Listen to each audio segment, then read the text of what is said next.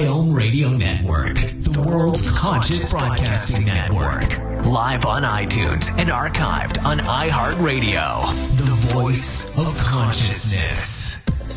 And now, join Shay Parker's Best of the Best, offering celebrity guests, lively discussions, hot topics, free psychic readings, and expert guest hosts. Simply the best in spiritual and metaphysical talk radio. Listen live on your phone or device using our universal mobile player. No app needed. Shay Parker's Best of the Best. Find out more at bestamericanpsychics.com.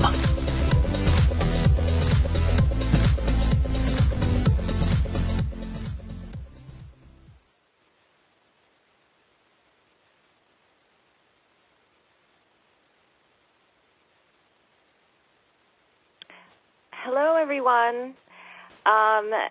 Welcome to The Reluctant Psychic.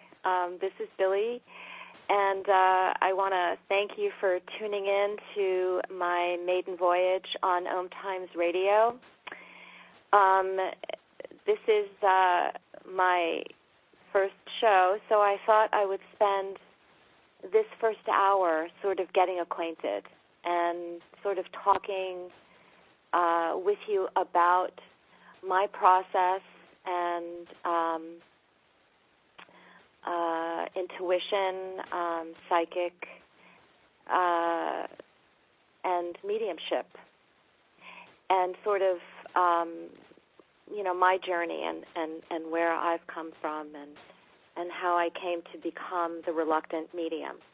And it wasn't something on my list of when people would say to you, what do you want to be when you grow up, or what do you want to do when you grow up? Medium was not on the list of when I was a kid. So it was something that sort of followed me around and something that I felt that I had to do. And I'm hoping that through this hour that, we can connect on common ground. And I know that since a lot of you are tuning into this station and to this show, that you're a very intuitive, sensitive, you are connected, you understand spirit. And we may have different points of view and we may have different perceptions, and that's fine. So I want to start from, how we sort of the spirit and physical world and how that sort of comes around, and how we sometimes as children, because we're very connected, we come in from spirit, so we're very connected when we come into this world, and how that sort of gets shut down as we get more, grow up and become part of the physical, more part of the physical world. As children, some of you've had imaginary friends, and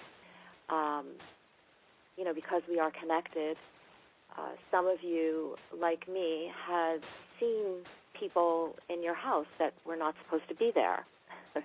Some of you have spoken to your grandparents or people who've crossed over.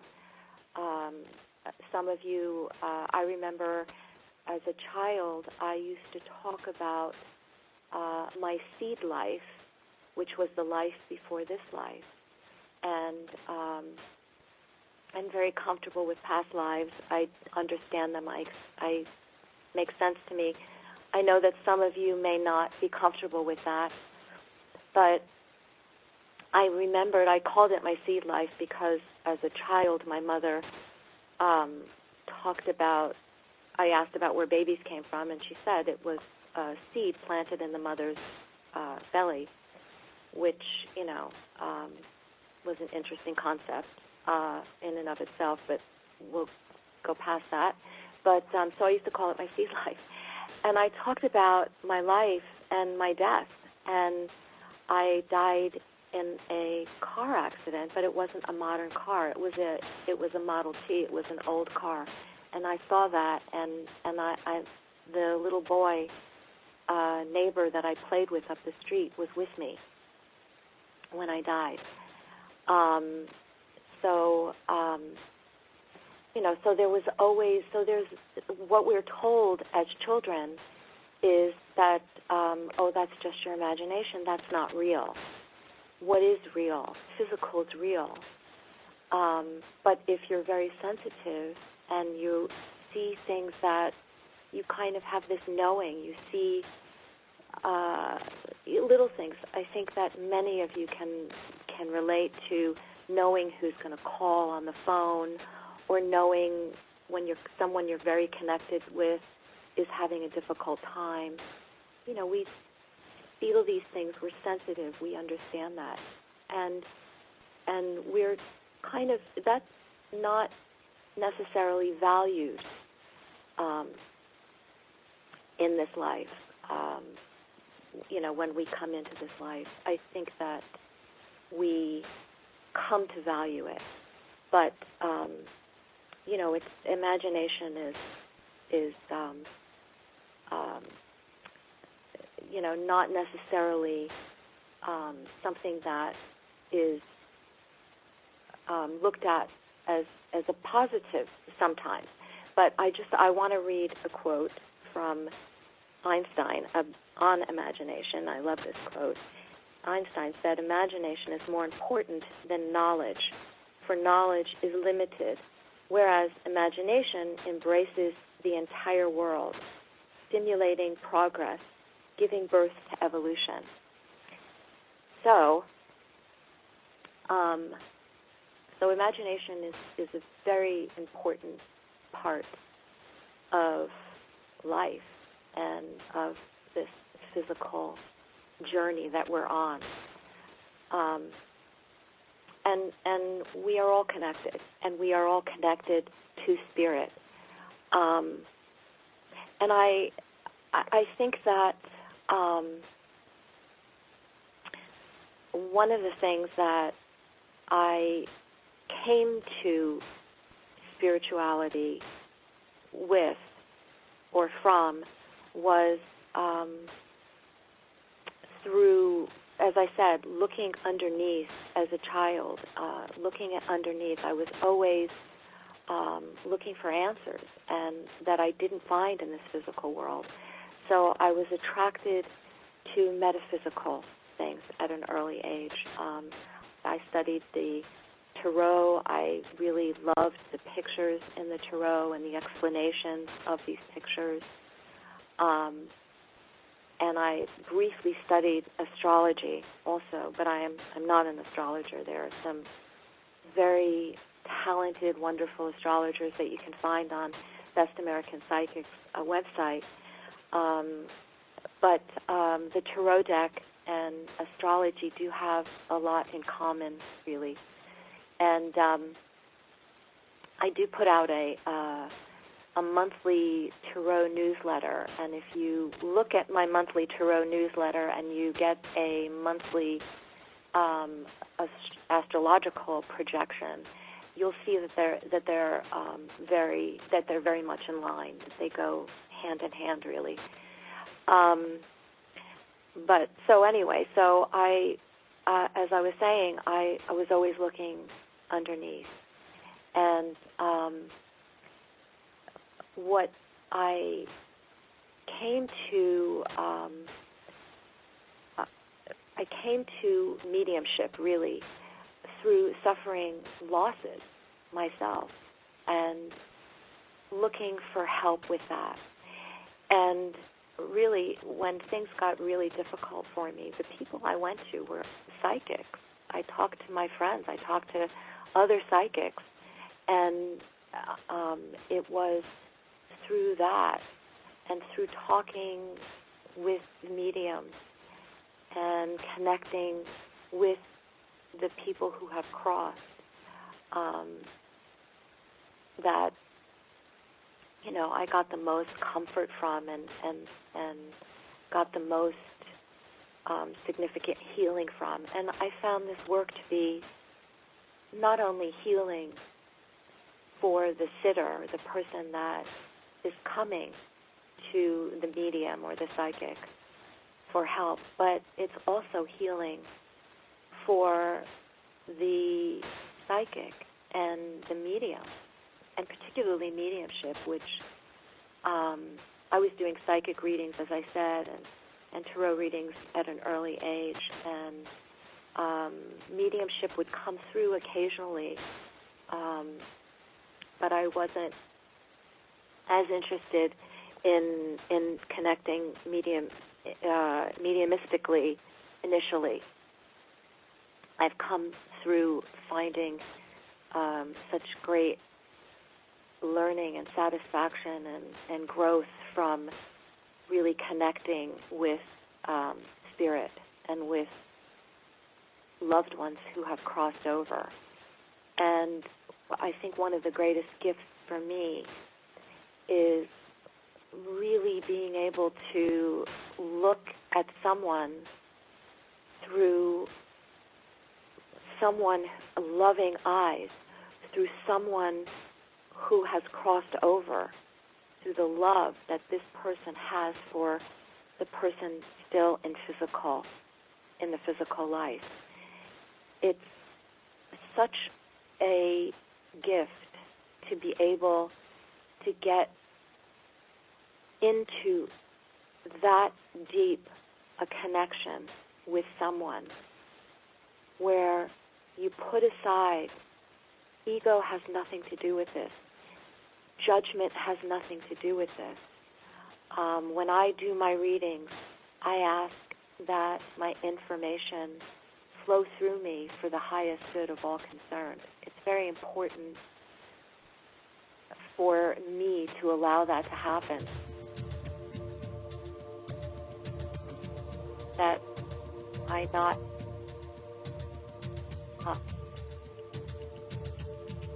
allow my judgment and my ego to get through.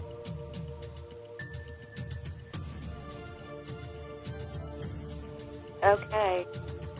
Did I...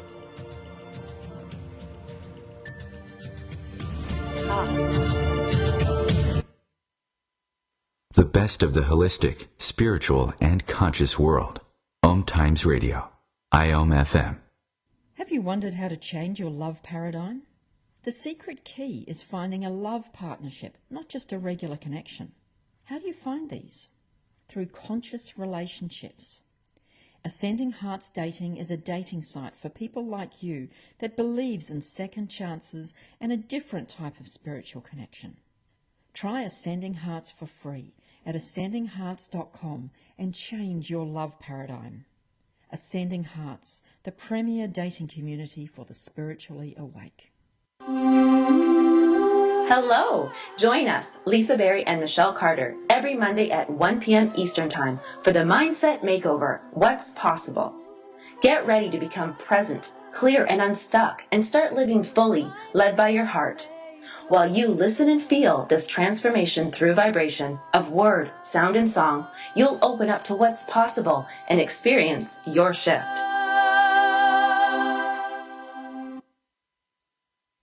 Hi, this is Shay Parker, founder of BestAmericanPsychics.com. If you are a professional psychic or medium and are looking for a group of like-minded individuals that are truly supportive of one another, Best American Psychics is the place for you.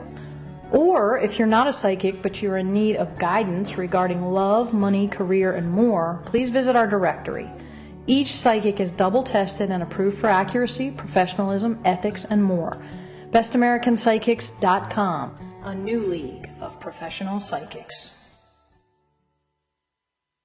So, I'm a dog, and I'm kind of new to this family, but I've noticed a trend. My humans do this thing where they go around and get all my toys and hide them in this basket, but it's always the same basket, and it's always the same place, and then they act so surprised when I find them, but I'm like, hello, that's where you put it last time. Humans are the worst at hide and go seek. A person is the best thing to happen to a shelter pet. Be that person. Adopt. Brought to you by the Ad Council and the ShelterPetProject.org.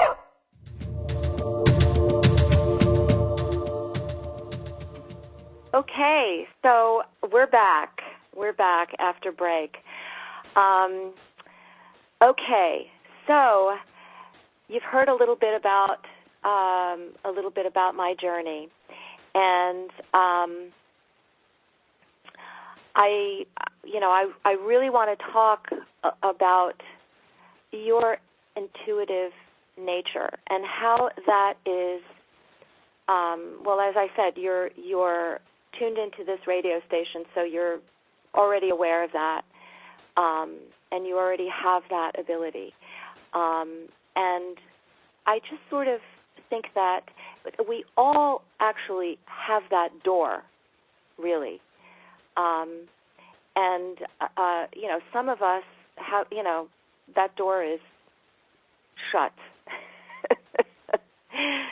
And we've hidden the key. But, that's okay. That's their journey, and that's fine. When they're ready, the key, they'll find the key and they'll unlock that door. But I just sort of want to maybe go through some of the experiences that you've had as a connected person and with an intuitive nature. Some of you can, when you're very sensitive, if you're very sensitive, that's part of being psychic, is being very sensitive. What is it? Somebody once said that the price of being sensitive is being sensitive, and that's the price of being psychically connected, because we feel things. And there are different ways that we get our information.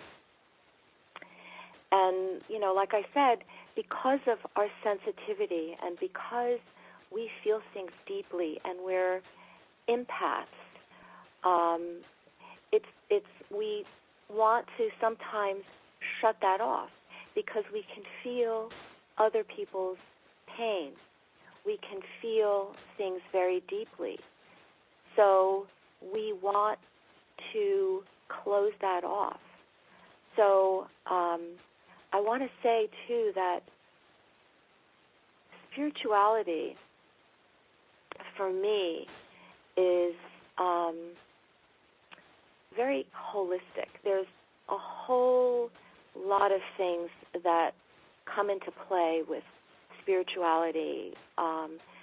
It's like if you're working out or you're trying to lose weight, let's say, and you can't do it really with sort of diet alone. You want to diet, you want to exercise, you want to make sure that you're eating healthfully, not just, counting calories. There's a whole, there's other things that you want to bring in to your regimen. And I think that's also true with intuition and psychic ability and opening up the spirit. Because I do think that because we're sensitive and because we feel things deeply, we have to balance that out with not being attached to that sensitivity, to not owning those feelings, those emotions. Buddhism would say that it's the monkey mind, that we all have a monkey mind, afflictive emotions.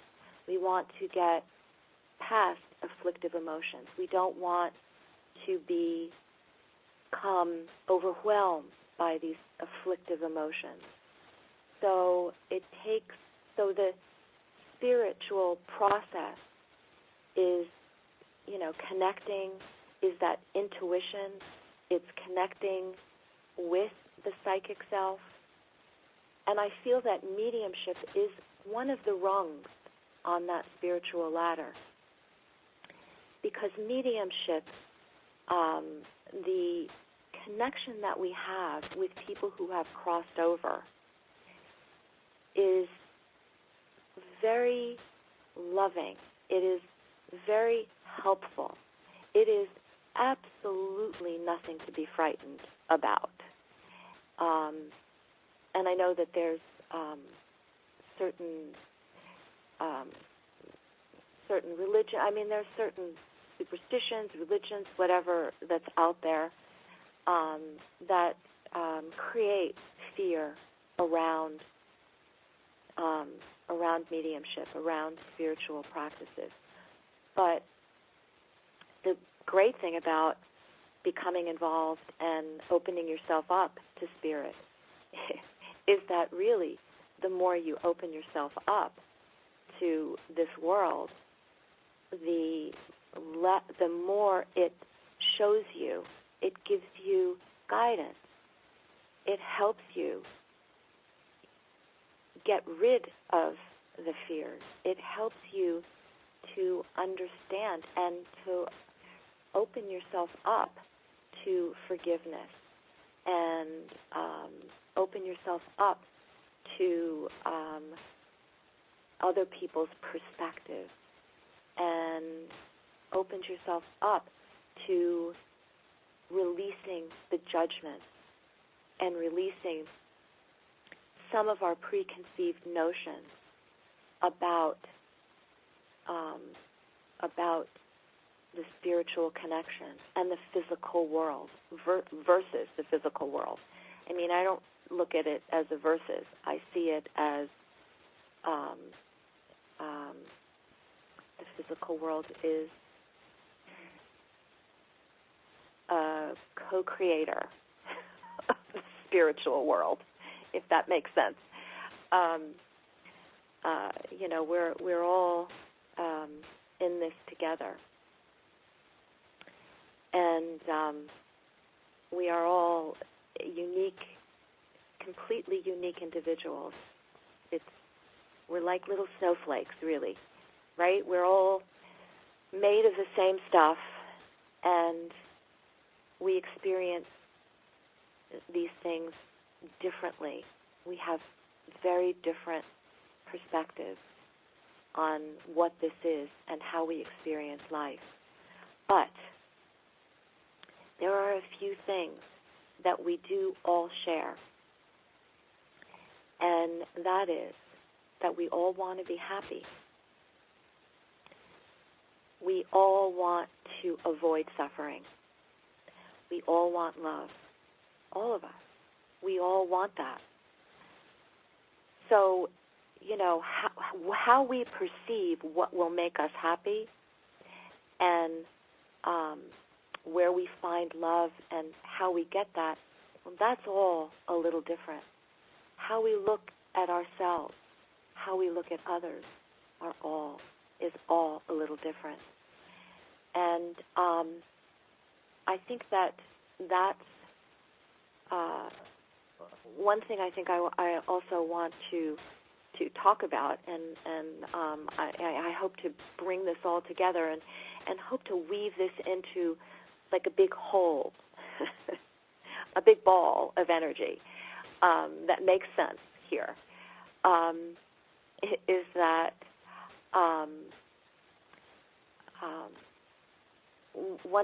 a big part of my journey is meditation. A big part of my journey was looking at and investigating Eastern philosophies. I resonate very much to really Buddhism, I think. I don't call myself anything, but most of Buddhism really makes a lot of sense to me. I think for me, it's been a really good tool. And meditation, I think, is a very important piece of this work. And it does help to open yourself up. It helps to open yourself up to spirit. It helps to open yourself up to your own guides and your own higher self, or the divine within, whatever you want to call it, the little voice that that's different than your monkey mind thoughts. It's that feeling, that knowing, and we all have that. We all feel. Our senses go way beyond our bodies. Our energy goes beyond our bodies, whether we want to pay attention to that or not. That's there. That's going out there. So when you begin to learn how to meditate and you start to study, and it can be anything. I mean, I think I was listening to an old Ram Dass tape, and it was I loved it. He was talking about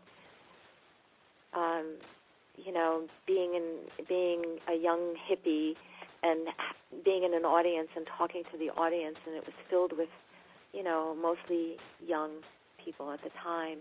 And there was an elderly woman sitting in the front of his audience, and she was nodding with everything he was saying.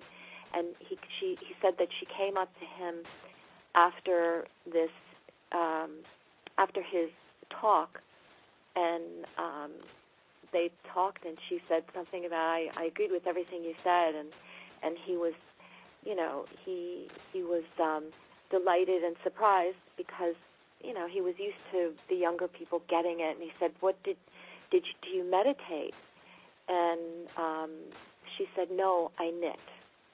So it's like, okay, well, yeah, knitting is a meditation. So I just think that this work just puts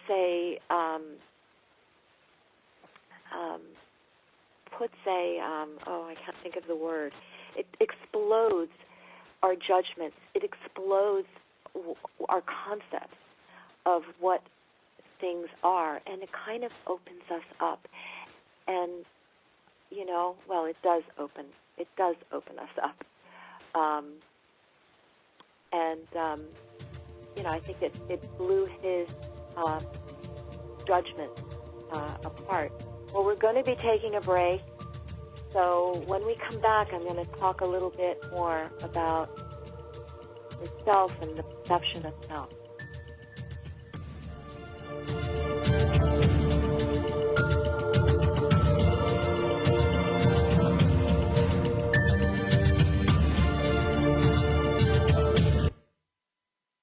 The best of holistic, spiritual, and conscious world. OMTimes Radio. IOM FM. Spiritual, metaphysical, green living, psychic, alternative healing, life coaching. Do any of these or similar terms apply to your business or cause? If so, you are in a niche market with a very specific audience. Conscious Gate PR is the world's leading conscious public relations agency. With a global reach of over 4 million and growing, we offer comprehensive media campaigns to our targeted market. Learn more at ConsciousGatePR.com. Conscious marketing for conscious minds. Hi, this is Vicki Snyder, the Everyday Mystic Angel. What's that, you ask? Well, it's an angel with a down-to-earth edge. And you can catch me live every fourth Tuesday from 8 to 9 p.m. Eastern Standard Time on The Best of the Best. Learn more about me and my services at www.vickysnyder.com. That's VICKISNYDER.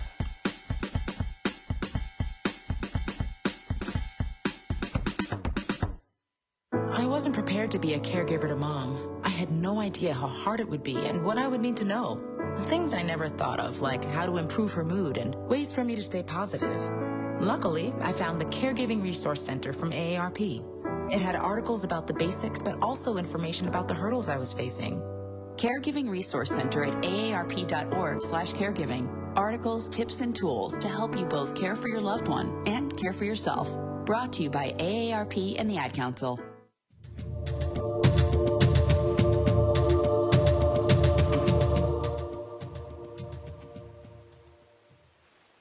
Okay, so we're back. Okay, so I'm going to try and, again, weave this in so we can make sense of this.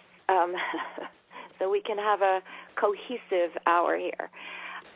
Okay, and this is my maiden voyage. So I want to just also say that upcoming shows, I'm going to be opening them up to questions and readings, and I'm going to have some guests come on. I want to bring in some astrologers and healers and other mediums and stuff, so that you can have some other perspectives and points of view. Like I said, my goal with this show really is a perspective, is to serve the highest good, is to maybe help you open you up to some new ideas or something that you can relate to and say, oh yeah, that makes sense, or yeah, that's happened to me too, and yeah, that's okay. Anyway, so I started to talk a little bit about Buddhism, which is you can't really do in a few sound bites, but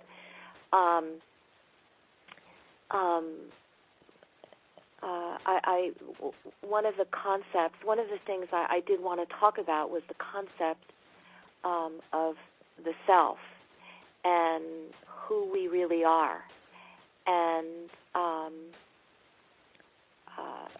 how this actually helps, by the way, with tempering our sensitivity and our being comfortable, becoming more and more comfortable with opening up to spirit, opening up with our sensitivity, and letting go of attachments and judgments. And I was once talking to somebody, and I was saying that, that's like such a huge challenge. I mean, like, death is much easier than getting rid of your judgments. I mean, really, we're humans. We have a monkey mind. It's not an easy thing to wrestle with. And when you begin to meditate and you start meditating, and even practice meditators, it happens all the time. I mean, you'll sit in the power, and you will start to meditate, and your mind will go crazy. You're bringing your attention to the breath, and all you can think about is what you have to do, and the chatter in your mind is unrelenting. But the fact that you are hearing that and listening to that doesn't mean that you're not meditating, by the way, because when the idea of meditation is to become the observer. So really, at some times your mind is going to be more active than other times. Sometimes, you can just get into that meditative state and lean into the emptiness of the present moment. And that's a powerful, beautiful place to be. But sometimes the road to that place is through the chatter of your mind and becoming that observer, and tuning that in. So I completely got off track with who we think we really are. And I think, when I started this radio show, I was talking about, how when I was a little girl, I wanted to be a dancer, really. I wanted to be a dancer. I wanted to be an artist. I wanted to be, being a medium was actually not on the list. I don't remember. I think I wanted also to be a musician. I wanted to be a doctor. I wanted to heal people, a nurse or a doctor, a vet. I wanted to be a vet because I have a very strong connection with animals, and that's another show. We're going to get into animals down the road, too, because animals are just such an amazing gift, and they're amazing. And I love connecting with animals, and I think it's wonderful, and I think we can talk about doing that as well. So, back to that, who we think we really are. So some of us define ourselves by, if you ask, who are you? Who are you? Really, who are you? Are you your profession? You know, are you a teacher? Are you a lawyer? Are you a doctor? Are you a waitress? Are you an actress, an aspiring actress, a writer, whatever, a clerk, a salesperson? You know, you can look at, sometimes people define themselves by ethnicities or, you know, where they believe their ancestry came from, which, you know, we know that's we can't, you know, if you trace back, we're pretty much everyone. We come from everywhere. But, you know, so, you know, is that who you are? I've heard people say, I'm a good person, I'm this person, I'm a that person, I'm a generous person. But when you really look for who you are and you go deeper into it, you know, it's who you are is really about deconstructing all of these perceptions that you have, these perceptions of who you thought you should be or who you perceived other people to perceive you, or how you thought that they would see you, or how you wanted them to see you. So, you know, is that really who we are? And how does that connect with spirituality? Well, it does, because it's like I said, it's like deconstructing who you think you are. You know, am I my body? Am I my hand? It's my hand. It's my body. That's not who I am. So who am I? Where is that person? Where is that spark, that individual? And when you start to open that up, it expands your feelings of who you really are, because that is dependent on what is in front of you and where you are at the moment. And it is, in terms of Buddhism, and this is tricky because the Dalai Lama will actually say that maybe he will fully understand this after several lifetimes, but it's such an intense concept, but it's the heart of it, and I love it, is that we are empty of essence, that we are empty. For example, like to a mosquito, I'm dinner, I'm lunch, you know, to you know, to my pets, I don't, you know, they just love me. I can do no wrong to my pets. That's not true with, you know, some people, you know, that I've met. You know, some people I might rub the wrong way. You know, some people will listen to what I'm saying and not understand it at all. And some people will listen to it and say, yeah, I understand, I get it, I resonate. Just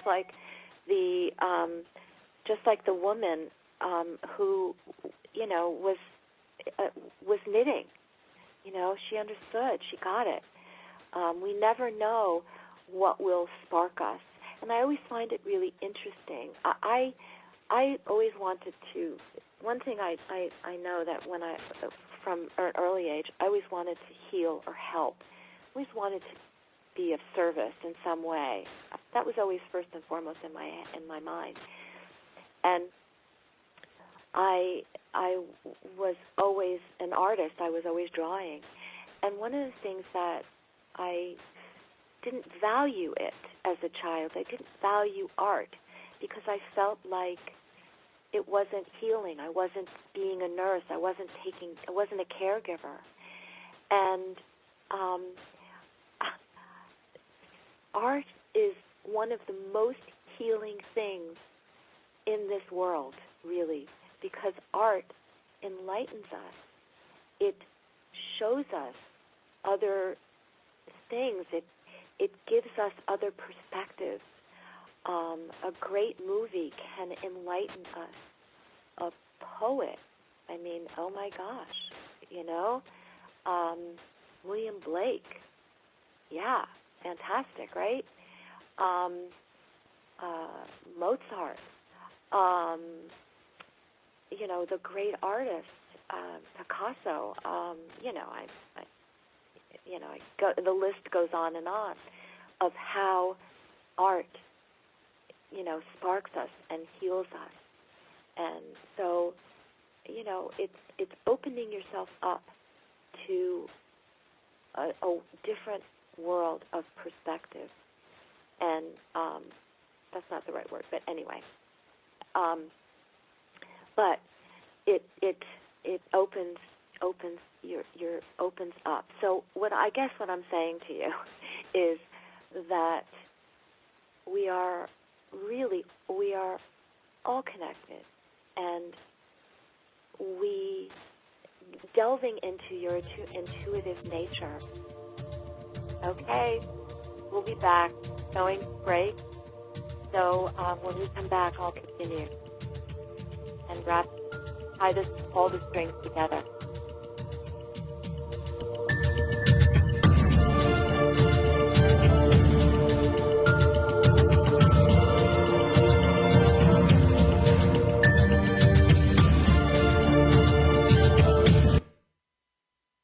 Connecting you with the best of the conscious minds in the world. OMTimes Radio. IOM FM. The number one reason girls drop out of school in sub-Saharan Africa is lack of access to feminine hygiene products. The Pads for Schoolgirls project, an outreach of Humanity Healing International, is changing this paradigm by setting up sewing programs at schools, teaching girls a vocational skill, while producing the reusable pads that help keep them attending classes.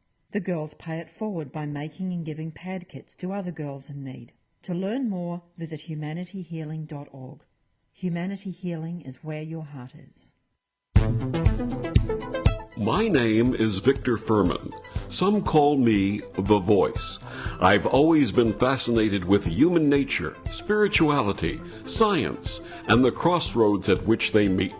Join me Wednesdays at 8 p.m. Eastern on OMTimes Radio, and we'll explore these topics and so much more on Destination Unlimited. I'm Paul George of the Indiana Pacers. When I was 6, my days were spent playing basketball. When I was 6, my dream was to make it to the NBA. When I was 6, my mom had a stroke. So I want you to learn to spot a stroke fast. F-A-S-T. F, face drooping. A, arm weakness. S, speech difficulty. T, time to call 911. I'm Paul George. Spot a stroke fast. Visit strokeassociation.org. Brought to you by the American Stroke Association and the Ad Council.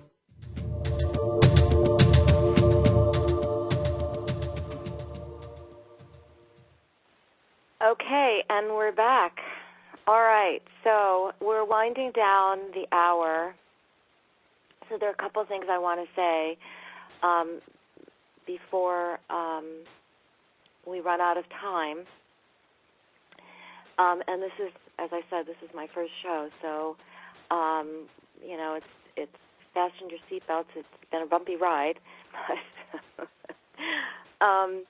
so I just want to say that what I want to do for you, by the way, is I'm going to be offering a special, and it's going to be on my website, show special, So for all of you who are tuning in and would like to have a reading, I'm going to be offering a special, as I said, at a special rate.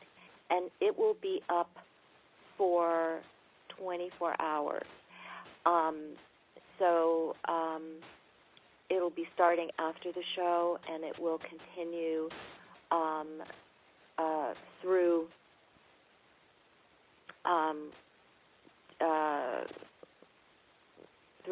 to Thursday morning. So it would be like a 24-hour thing, or Wednesday night. So that'll be available, and it's on my website, which is bestorlandopsychic.com, BESTORLANDO psychic, PSYCHIC.com. So, with that said, I'm just going to pull this back to, as we were talking about the emptiness, which is at the heart of Buddhist practices. Actually, it is part of the Heart Sutra, and which Buddhism actually believes that, and I love this, it makes sense to me also, is that the mind is actually in the heart. It's not in the brain.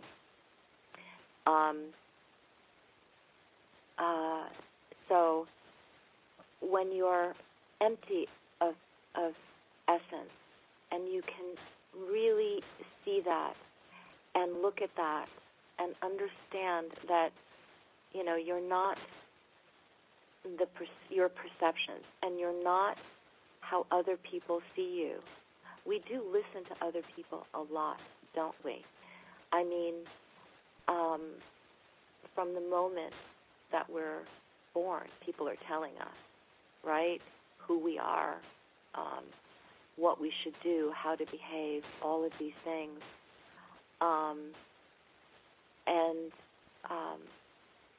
And we listen to that a lot. We have these tapes. And on top of that, they're saying these things, and we're hearing them, not necessarily in the way that they're saying them, by the way. That's another whole other show. But that's part of it. And that is also, see, this all really relates to mediumship, too, because when people who have crossed come through, they will talk about those things. They get to see how, those things affected you, how they affected us, and they'll address that. They want us to understand, and they want us to see their perspective. They don't want us to see ourselves from that hurt. They don't want that. It's really all about healing. And as I said, that's the gift. That's the full circle for me. Mediumship was sort of the full circle for me from my spiritual pursuits, my wanting to understand what's going on underneath, my desire to make sense of this world, and what happiness is. And, for me, I'm not going to find happiness. I'm going to find happiness in letting go of and leaning into life, and letting go of my expectations of what I want life to give me. And so what I hope to bring to my reading is an openness, is a healing, that when you're going through difficulty, understand perhaps the purpose behind what you have to go through, and look at the learning and the lessons that it's going to give you. And one of the things I want to say before time runs out, really, is another, one of my favorite quotes, really, and it's very simple. It was Master Eckhart said that truly it is in darkness that one finds the light. So when we are in sorrow, then the light is nearest of all to us. So, I just think it's changing that perspective on where we are in life and what life gives us. And the fact that this work and opening up to our intuition. And again, that's my hope for this hour is to the next show next month. I would like to open up the phone calls and take questions and have a little dialogue with you, and maybe help you all to open up yourself to your own intuition, to help you hone that. And also know that it is difficult because we are attached to what happens to us and our loved ones. It's difficult for us to read people that we have attachment to. So it's harder for us to read loved ones. But we can learn how to more get in touch with that gut feeling, with that intuitive nature. Again, like I said, that we all have, and we all have that door. We just have to find ways to open it. And there's not one way. Maybe there's not one key to that door. Let's maybe put it that way. Or maybe the key has different shapes and ways of finding that key or whatever. Because, it's all, like I said, we're all like in a little bit different places. Even though we share some real core desires and wants, which, as I said, we all want to be happy. We all want to avoid suffering. I don't know anyone who wants to suffer.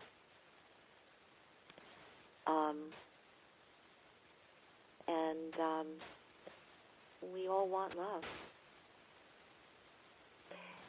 So I think that when you're finding yourself in situations with people that you might find difficult or challenging, and by the way, hello, as much as we don't like that, those are our teachers, really. And we are their teachers. I mean, there's reasons for that. And sometimes, sometimes those are tough lessons. Those can be difficult lessons right there. But when you find yourself with that, try and keep that in mind. It helps. It does help. It does help when you can look at that person as someone who is just wanting to find happiness, just like you.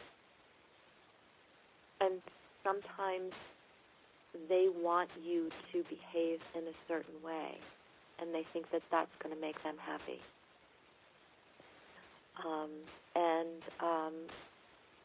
I think that that's maybe an easy thing for us to relate to, because we know that people don't do what we want them to do.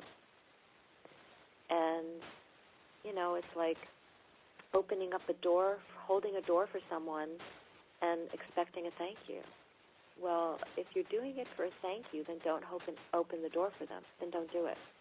Because you don't know what that person is going through. You don't know if that person even noticed that you held the door open for them. You don't know, even culturally, maybe they don't say thank you. Maybe, I don't know, maybe they're thinking of something different. But you don't open a door for someone to get a thank you. You open a door for someone because you are thinking of that it's a nice thing to do, and that is its own reward. You don't need to thank you. Doing something that's kind is its own reward, because we're putting out energy out into this world, and the more we put out, the more we're going to feel that energy. So it's very selfish to be kind. Very selfish to be kind. So thank you all for tuning in. Until next time.